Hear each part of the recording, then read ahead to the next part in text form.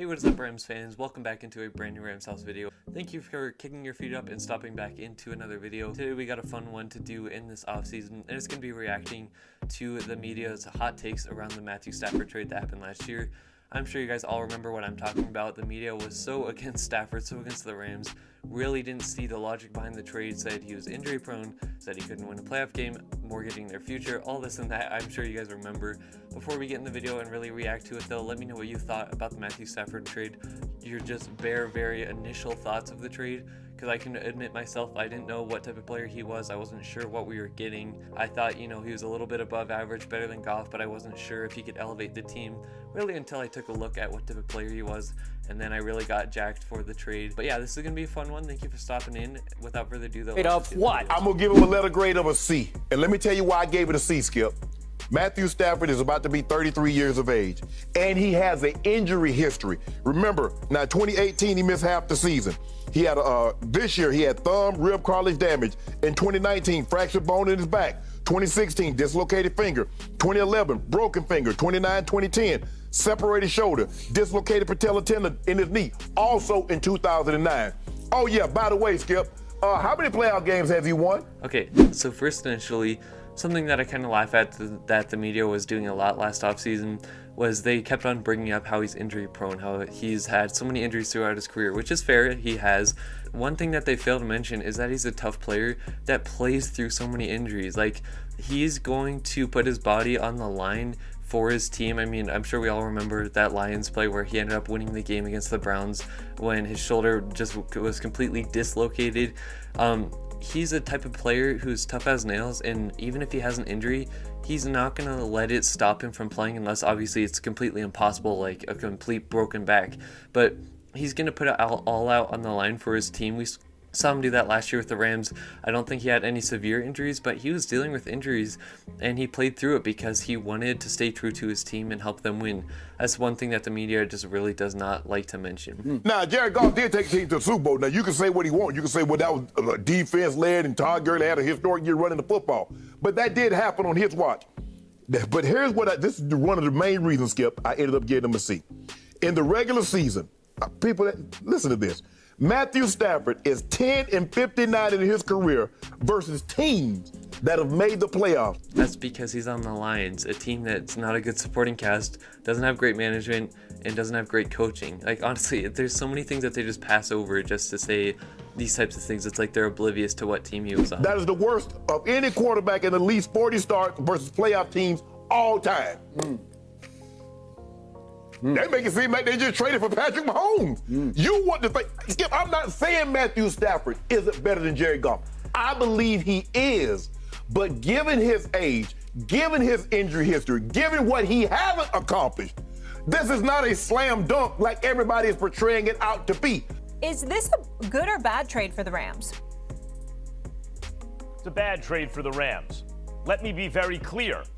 Stafford makes them better right now. He's better than Goff. I'm not claiming Stafford's not better than Goff. Stephen A., I'll leave that to you. I'm talking about if I were a GM, would I make this trade? And you got to really put it in the context of what's going on with the Rams. I know the Rams feel like they can identify talent later in the draft. So they gave up, which they can identify talent later in the draft. I'll get to that in a little bit. First for Jalen Ramsey, and that worked out and all that. I get it. Who's their best player? Aaron Donald's their best player. You ain't gonna find him in the second or third round. You get him with a first-round pick, high up in the first round. That's where the all-time talents are.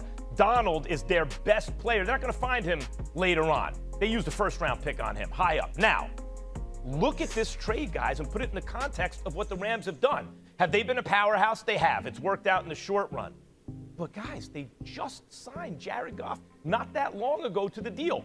The #1 overall pick in the draft, they wound up giving over $100 million to, and then they turn around and decide he's not good enough. It's not that he's awful. He's not Carson Wentz this year. He didn't get hurt to the extent that Dak Prescott did. He played, and he played okay, but they said, no, we're not going to win a Super Bowl. Okay, so that's just really pointing out what's good about this Rams organization.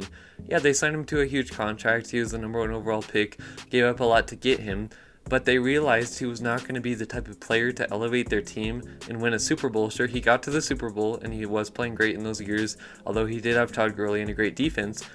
But they're a team that recognizes, like, okay, we have a position that's pretty good, it's pretty solid, it could be better, and they're going to go out and attack it. They realize that, yeah, they signed him to a huge contract. He was the first overall pick, but that doesn't mean you can't turn around and try to improve at the position. That's what most teams just don't do. In fact, I can't think of a team that does do that. And so I don't know why you wouldn't do that. I guess that's just the conventional way of thinking for them. I don't know, but I'm thankful we did that. This guy, we need more. So your first overall pick in the draft, you paid over $100 million to, in order to get out of that deal and bring in someone better. And Matthew Stafford is not an MVP caliber player. He's a good quarterback. He's not a great one, but he's a good one. He is an MVP caliber player. You give up Goff, 2 firsts, and a 3rd? Think of the draft capital you gave up for Ramsey. One of these guys that were going to draft in the first round. Also, sorry I keep pausing the video, but if you look at the draft capital and what we gave up to get Stafford compared to the, huge draft capital that teams have been giving up this offseason, like you look at that Broncos trade for Russell Wilson, I mean, this is a steal of a trade. Yeah. Stephen A., basically what this trade says is they have to win a Super Bowl. They got to win a Super Bowl, what, in the next 2 years? Or it's a disaster. Stafford is an upgrade. They gave up too much to get. Also, there's nothing that you can give up too much to get a Super Bowl winning quarterback. I'm just going to say that right now. Also, guys, I'm sure you have seen this list before. He was talking about how the Rams, they claim that they hit on their later round draft picks. That is what they're aiming to hit on. That's what they're good at. And he just kind of, mulled over that fact that that's what they're good at. I know the Rams feel like they can identify talent later in the draft. I want to say this. Cooper Kupp was a 2017 third round pick. Joe Noteboom, who's expected to start at left tackle this year, we'll see what ends up happening with him. He's a really, really solid player.